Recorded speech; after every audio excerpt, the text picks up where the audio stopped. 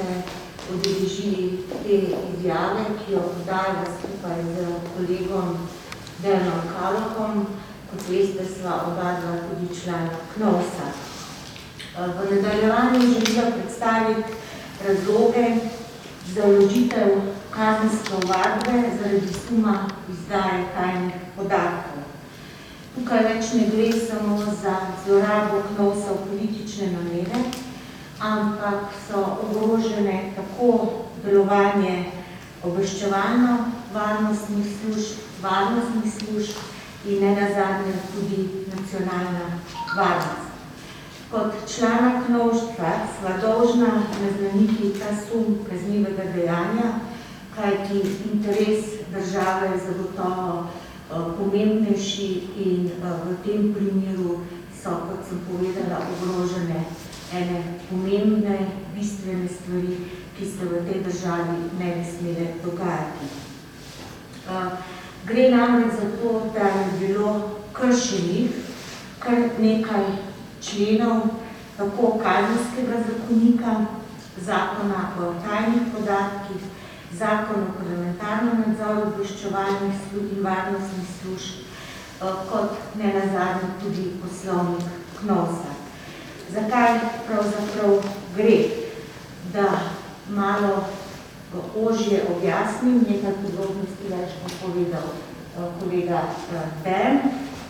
Gre za to, da ste bili iz javnosti seznanjeni, da je 3.11.2020 bila nekako imenovana nadzorna komisija, ki je opravila nenapovedan nadzor, spoštovani.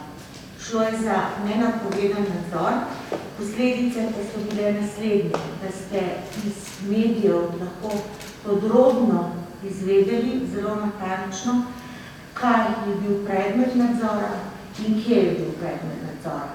In ravno za to gre.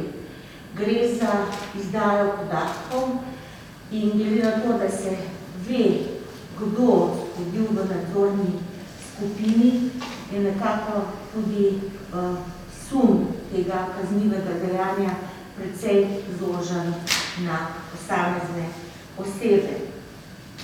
Gre tudi za to, da so bile v medijih predstavljene nekatere podrobnosti, za katere niti člani KNOVS-a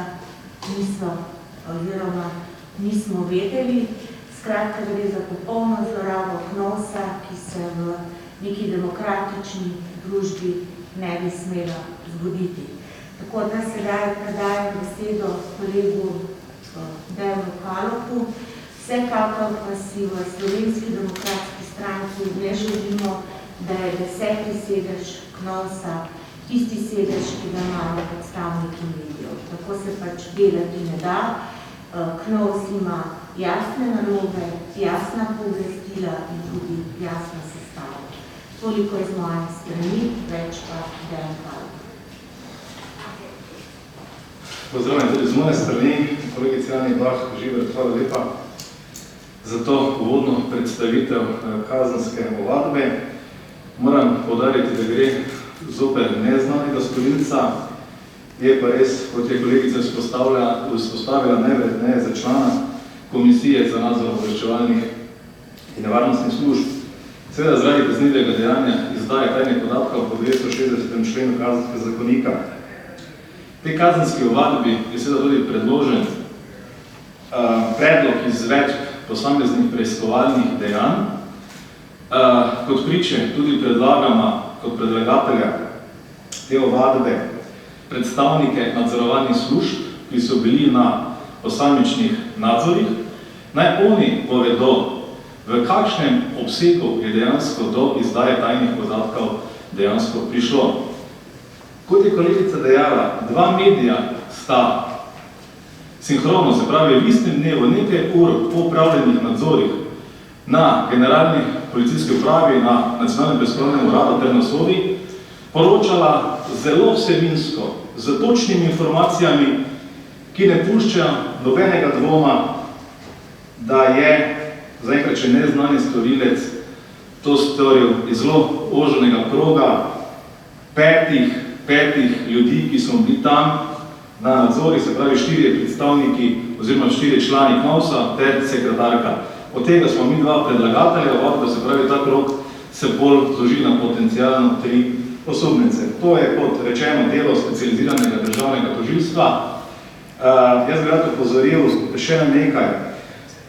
Konkretno pri nadzoru na Sovi obstaja realna bojazen, da je bil tudi ogrožen nacionalni interes Slovenije, kajti, kot ste prebrali iz obeh medijev, smo se tam pogovarjali tudi o teh nasilnih protestih, ki so se zgodili minuli četrtek. Tam se je tudi operiralo z določenimi imeni in je realna bojazen, da tudi novinarji teh medijev, govorimo 24.com in o Dnevniku, da ta imena posedujejo.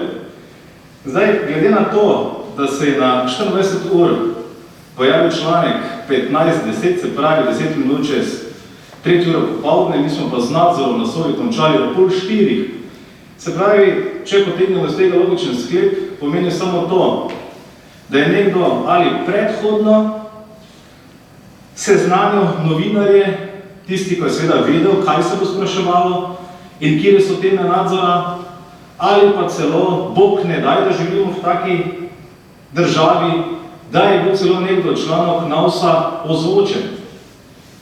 Kaj bi bila grozljivka na celi črti? Upamo, da slednje se bo izkazalo, da ni tako, kajte potem bi bilo z KNOVS-om in s temi člani KNOVS, ki se poslužuje takih metod, nekaj hudo narobe.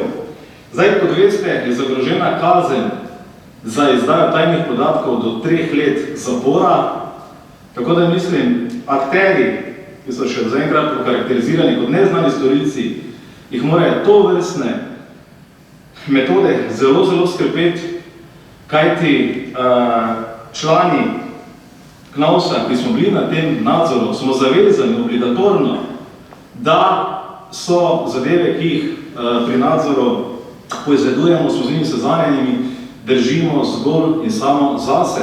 Če pa se vsebina teh pogovorov oziroma vsebina nadzora pojavi v medijih še celo prej, kot je nadzor uradno zaključen, je potem jasno, da je nekdo te podatke oziroma te tajne podatke izdal, kar je v pravni državi in v svojstvu KNOVS-a, ki ga jasno zavezuje zakon o nadzoru obveščevalnih in varnostnih služb, dejansko v domeni kaznivega dejanja. Jaz tukaj na tem delu končujem.